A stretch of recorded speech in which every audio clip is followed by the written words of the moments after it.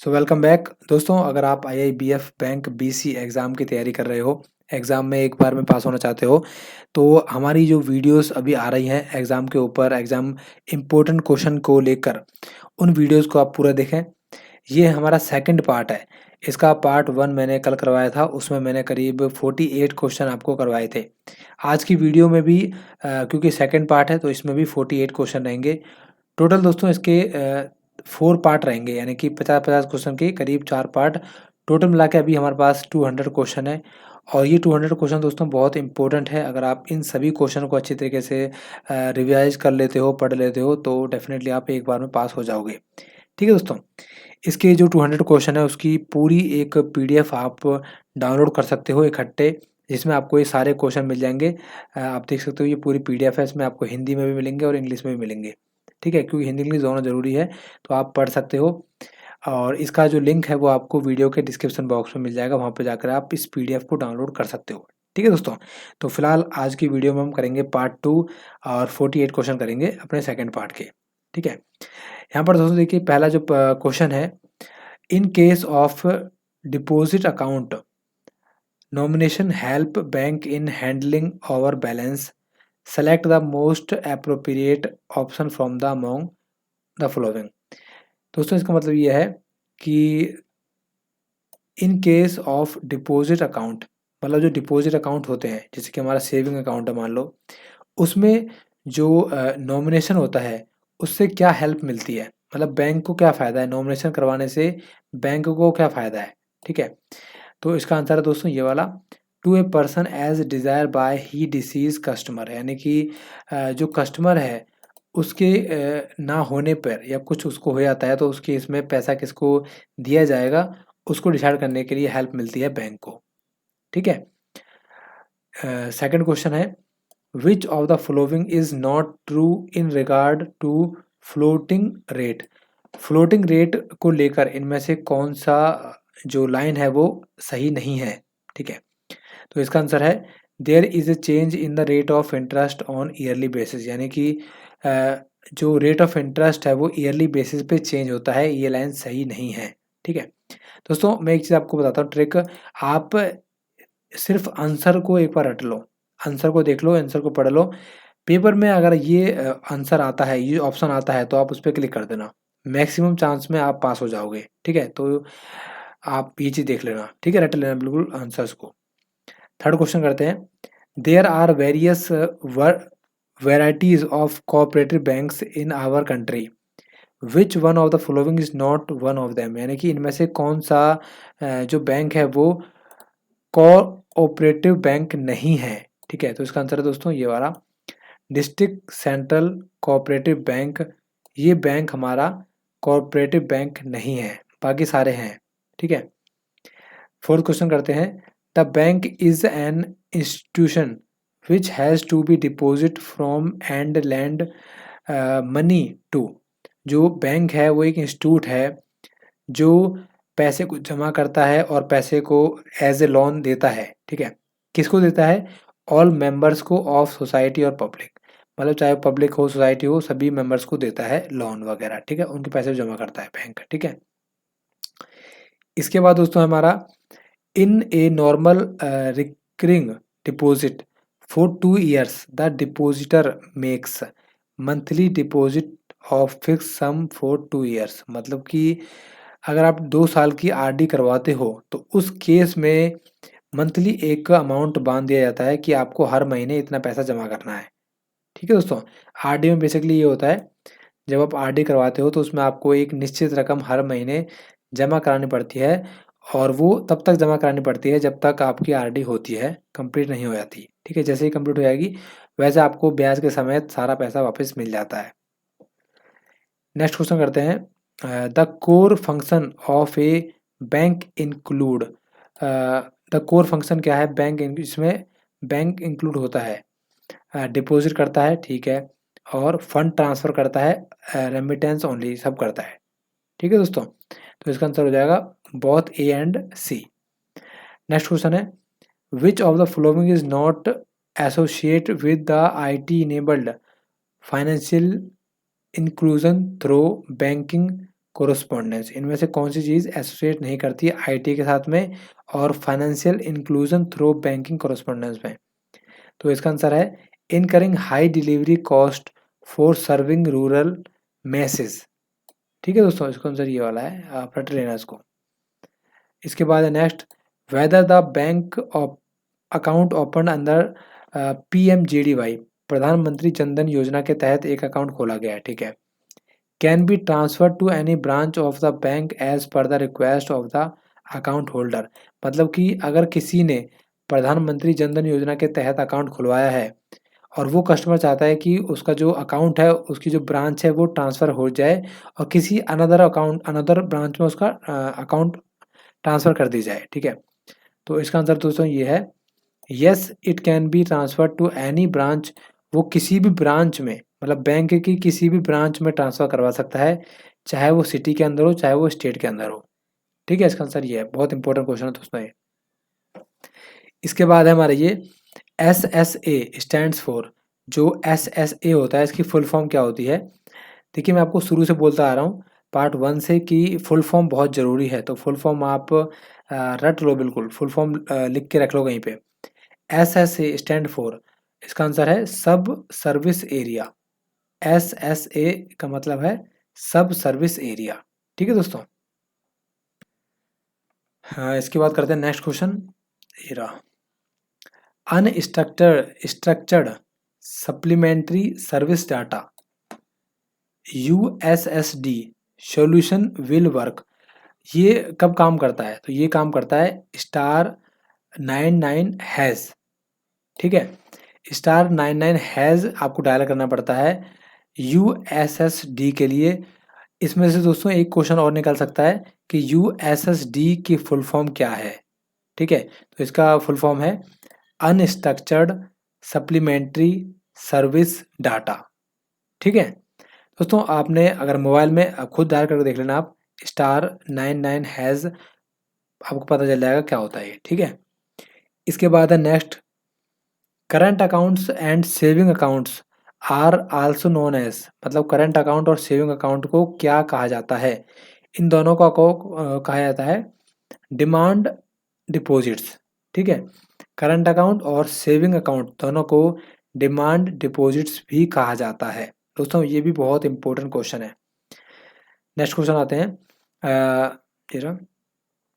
That person who does not have any of the officially valid documents can open small account with bank where balance is account not more than dash at any point of the time। दोस्तों इसका मतलब ये है, अगर किसी के पास officially ID नहीं है और उसको एक स्मॉल अकाउंट खुलवाना है, तो उस केस में वो कितने बैलेंस तक अकाउंट खुलवा सकता है? तो इसका आंसर है 50,000 रुपये, मतलब 50,000 रुपये तक वो अकाउंट में रख सकता है और इस टाइप का अकाउंट वो खुलवा सकता है, ठीक है।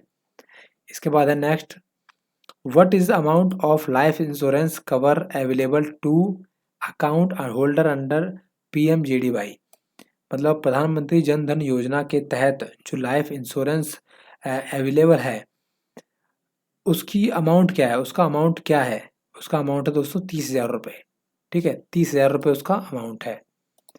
इसके बाद है हमारा next question, which of the following person can not act as a banking correspondence, इनमें से कौन सा पर्सन बैंकिंग कोरस्पोंडेंस के रूप में काम नहीं कर सकता?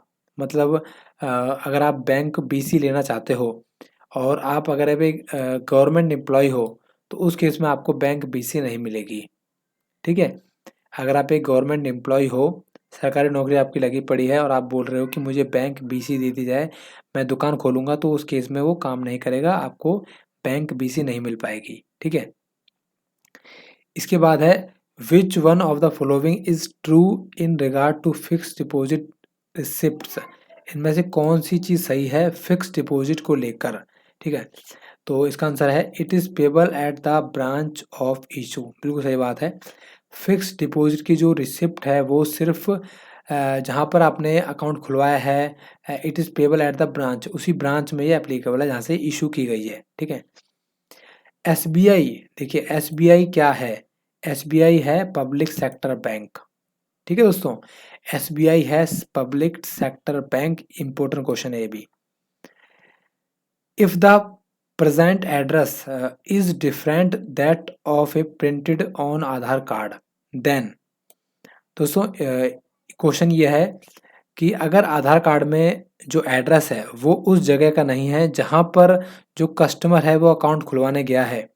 जैसे कि मेरे केस में मान लो मैं रहता हूँ फरीदाबाद में, और फरीदाबाद की ब्रांच में मैं जाता हूँ और वहाँ पर मैं अपना आधार कार्ड देता हूँ, पर मेरा आधार कार्ड पे कहीं और का एड्रेस लिखा हुआ है। तो उस केस में दोस्तों मेरा अकाउंट खुलेगा या नहीं खुलेगा, वही क्वेश्चन है। ठीक है, तो इसका आंसर है the account can still be open under PMJDY, Pradhan Mantri Jan Dhan योजना के तहत अकाउंट खोल दिया जाएगा on the basis of self certified of current address. मतलब आपको एक तरह से मान लो एफिडेविट देना पड़ेगा करंट एड्रेस का, उसके बिहाफ पर आपका जो अकाउंट है वो खोल दिया जाएगा प्रधानमंत्री जनधन योजना के तहत। ठीक है, इसके बाद नेक्स्ट क्वेश्चन, बीपीएल की फुल फॉर्म क्या है? दोस्तों बहुत कॉमन चीज है ये, बिलो पॉवर्टी लाइंस। ठीक है, BPL below poverty lines. Next question, which one of the following deposit earn the maximum amount of interest to the depositor for 1 year? ठीक है, इसमें है कि which one of the following deposits earn the maximum amount of interest once a year. इसका answer है deposit with quarterly compound. अगर आपको quarterly तिमाही इंटरेस्ट मिल रहा है तो उस केस में आपको मैक्सिमम फायदा हो सकता है, क्योंकि दोस्तों आपको पता ही है कि जो इंटरेस्ट रेट है वो भी चेंज होता रहता है, उसी को लेकर ये एग्जांपल यहाँ पर बताया गया है। ठीक है, इसके बाद है do's and don't for BC include. इनमें से कौन सी चीज़ बीसी जो बीसी लेगा उसे नहीं करनी चाहिए या फिर करनी चाहिए? तो इसका आंसर दोस्तों ऑल ऑफ दिस, मतलब ये सारी चीज़ आपको करनी पड़ेगी, आप इसको पढ़ लेना एक बार। ठीक है, इसके बाद है which one of the following is an improvement under PMJDY for using mobile banking. इनमें से कौन सी चीज़ इम्प्रूवमेंट होनी चाहिए उस चीज़ में, ताकि मतलब प्रधानमंत्री जनधन योजना के तहत जो अकाउंट खोला गया है उसमें किस चीज़ की इम्प्रूवमेंट होनी चाहिए, ये क्वेश्चन है। तो इसका आंसर दोस्तों customer can avail mobile banking service through a normal phone. मतलब एक नॉर्मल फ़ोन से भी जो कस्टमर है वो मोबाइल बैंकिंग कर सके, ये चीज़ होनी चाहिए, तब मज़ा आएगा। ठीक है, इसके बाद है under BFBC model KYC compliance is the sole responsibility of. KYC करना किसकी रिस्पॉन्सिबिलिटी है? तो ये रिस्पॉन्सिबिलिटी है बैंक की ब्रांच की रिस्पॉन्सिबिलिटी है। ठीक है, इसके बाद है farmer clubs are informal forms at grass roots organised by a district level authorities. जो फार्मर क्लब होते हैं वो किस लेवल पर ऑर्गेनाइज किए जाते हैं? तो वो है हमारा, क्योंकि फार्मर आ रहा है तो यहाँ पर आएगा रूरल ब्रांचेस ऑफ बैंक्स। ठीक है, इसके बाद है which one of the following statement is correct regarding business correspondent. इनमें से कौन सी बात सही है बीसी को लेकर? तो इसका आंसर है दोस्तों people can open account and can make withdrawal from BC point. यानी कि जो पीपल हैं, जो कस्टमर है, वो अकाउंट खुलवा सकते हैं और किसी भी बीसी पॉइंट से वो पैसा भी निकाल सकते हैं। ठीक है, इसके बाद है guidelines on KYC norms are issued by. जो केवाईसी को लेकर गाइडलाइंस इशू की जाती हैं वो किसके द्वारा इशू की जाती हैं? तो इसका आंसर है RBI, reserve bank of India के द्वारा ही ये चीज़ें इशू की जाती हैं। इसके बाद दोस्तों non performing assets means a loan और an advance where. Non performing assets का मतलब क्या होता है? मैंने आपको बताया था पार्ट 1 में, जो काम नहीं करती।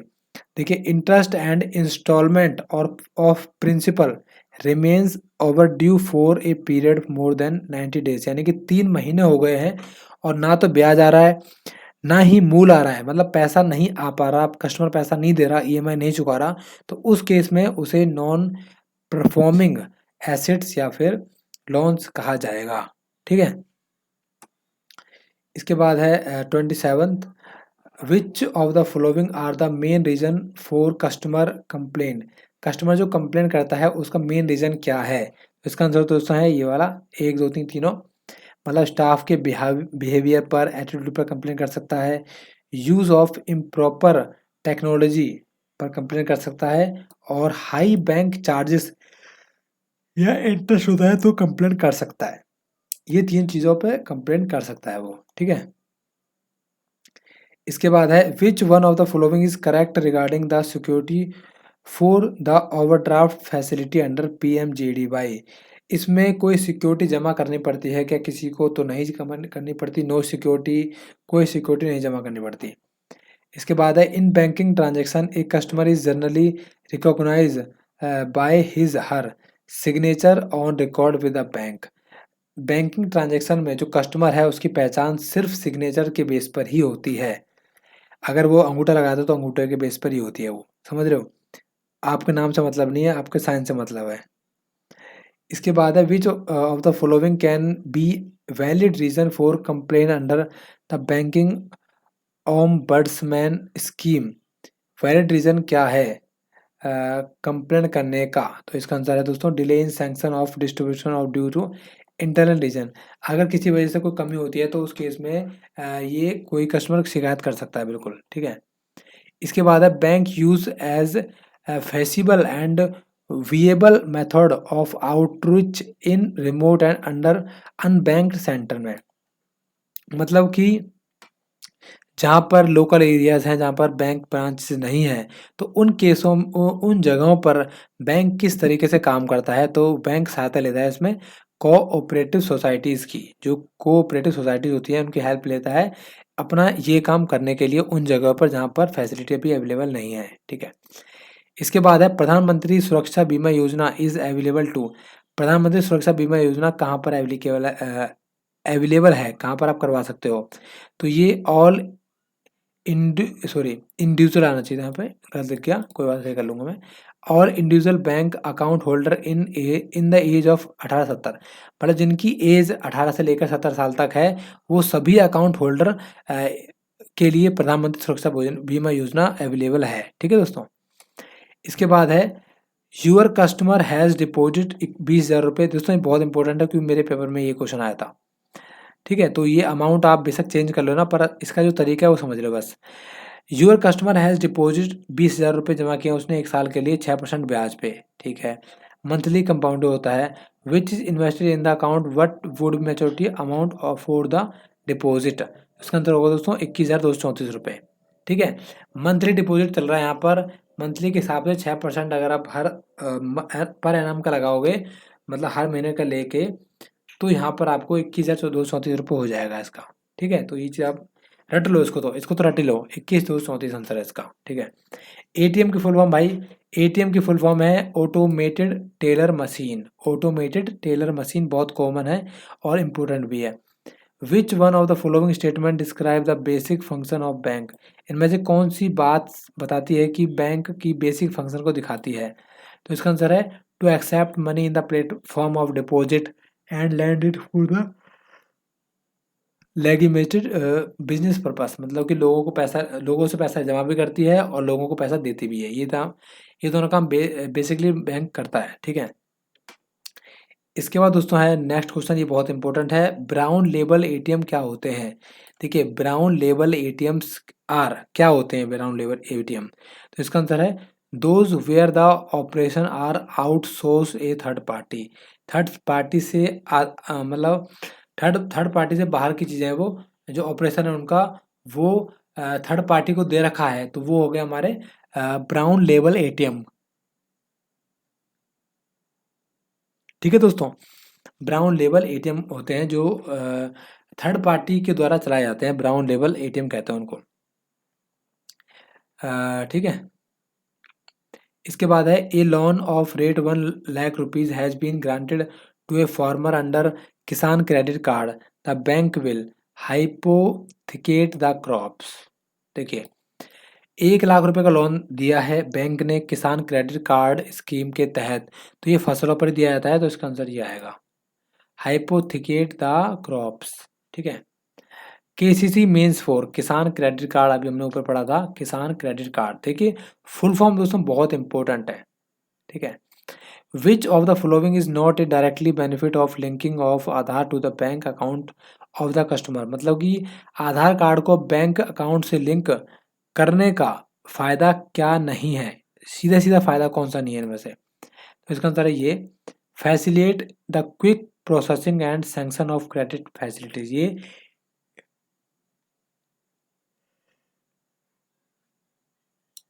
ये फ़ायदा नहीं है इसका, ठीक है?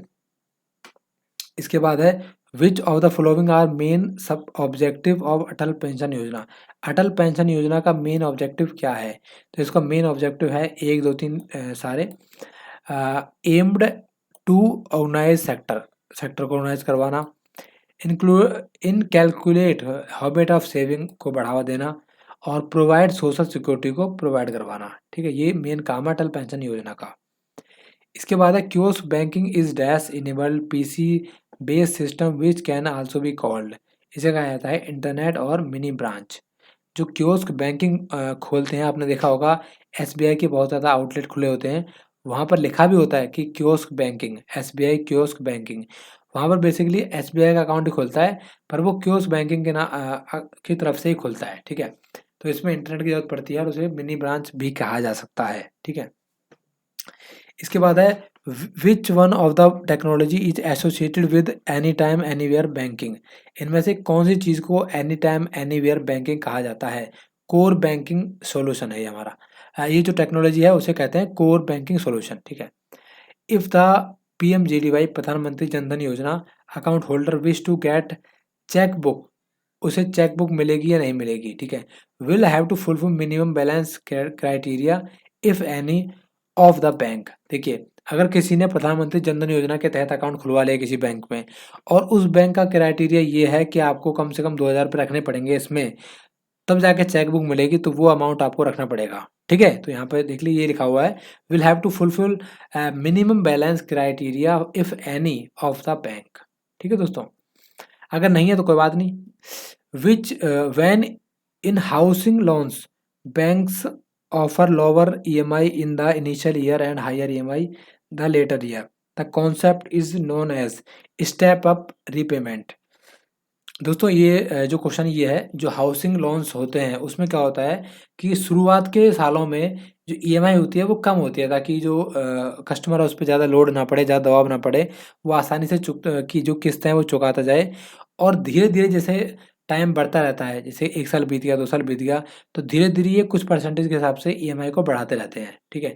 अब यहाँ पर आपसे ज़्यादा पैसा लिया नहीं जा रहा, बल्कि आपके पैसे को ही इस तरीके से हिसाब से ये ईएमआई बनाते हैं कि आपका पैसा थोड़ा बढ़ता रहेगा, आप मतलब आपकी सैलरी बढ़ेगी, आप ज़्यादा पेमेंट भी करोगे और आपका लोन भी जल्दी चुकता हो जाएगा। तो ये चीज़ करी जाती है इसमें हाउसिंग लोन्स में, क्योंकि वो बहुत लंबे टाइम के लिए होते हैं और इस चीज़ को कहा जाता है स्टेप अप रीपेमेंट स्कीम, मतलब तरीका जो भी है। इसके बाद है डूज़ फॉर बीएफ इंक्लूड। इनमें से जो अकाउंट ये खोलेंगे मिनी ब्रांच या बीसी पॉइंट खोलेंगे, उसमें क्या चीज़ इंक्लूड है? तो इसका आंसर है 1 और 2, मेंटेन सिक्योरिटी, ये श्योर जाना चाहिए था, of the customer information and non non intelligence in local property. पता नहीं क्या लिखा है, पर ये आप इसको रट लो, ठीक है? इसके बाद है which of the following type of transaction are supported by micro ATM. BC में से कौन सी चीज़ ट्रांजेक्शन सपोर्ट करती है? डिपॉजिट करती है, बिल्कुल निकाल भी सकते हो, फंड ट्रांसफर भी कर सकते हो, बैलेंस इंक्वायरी भी कर सकते हो आप नॉर्मली बीसी पॉइंट पे, बीसी एटीएम के माध्यम से, ठीक है? जो आप मशीन मिलेगी उसके माध्यम से, ठीक है? इसके बाद है which of the following is an important feature of A saving bank deposit account in bank. मतलब सेविंग अकाउंट का, सेविंग बैंक अकाउंट होता है उसका एक इम्पोर्टेंट फीचर कौन सा है इसमें? इसका सब कुछ है, कन्वेंस भी है, इजी टू विड्रॉल भी है और नॉमिनेशन फैसिलिटी भी मिलती है आपको। इसका आंसर है ऑल ऑफ दीज, ठीक है? इसके बाद दोस्तों हमारा लास्ट क्वेश्चन है dash are the intermediaries through which bank reach out to poorer in the areas where they have no branches. देखिए दोस्तों ये बहुत इंपॉर्टेंट क्वेश्चन है, क्योंकि ये आपको लेकर ही है। देखिए, बिजनेस कोरस्पोंडेंट एजेंट जो आप बनोगे, मतलब जैसे कि मान लो मेरे पास बीसी पॉइंट आ जाएगा, तो मैं एक दुकान खोलूंगा, अपना सेंटर खोलूंगा, वहाँ पर मैं उस बैंक का बोर्ड लगाऊंगा कि यहाँ पर भैया एसबीआई के अकाउंट खोले जाते हैं। तो इनडायरेक्टली बैंक की ब्रांच वहाँ पे नहीं थी, पर बैंक ने मुझे बीसी पॉइंट देके अपनी एक छोटी-सी ब्रांच वहाँ पे खुलवा ली मेरे थ्रू, और मेरे थ्रू वहाँ पर काम हो रहा है, ठीक है? तो जहाँ पर भी बैंक की कोई ब्रांच नहीं होती, बैंक वहाँ पर ऐसा ही करता है, बीसी पॉइंट देता है और वहाँ पर काम करवाता है। ठीक है दोस्तों? तो ये थे दोस्तों 48 क्वेश्चन पार्ट 2 के। इसके अलावा दोस्तों अगर आपको पूरे के पूरे 200 क्वेश्चन जो अप्रॉक्स 200 क्वेश्चन हैं, वो पढ़ने हैं, तो पूरी पीडीएफ आप डाउनलोड कर सकते हो। ये पूरी पीडीएफ है। बहुत आपको साफ-साफ यहाँ पर लिखा हुआ मिलेगा, सब कुछ आप आसानी से ईज़िली पढ़ सकते हो, ठीक है? डिस्क्रिप्शन बॉक्स में इसका लिंक मिल जाएगा। वीडियो अच्छी लगी लाइक कर देना, कुछ डाउट हो तो कमेंट कर देना। Thank you very much.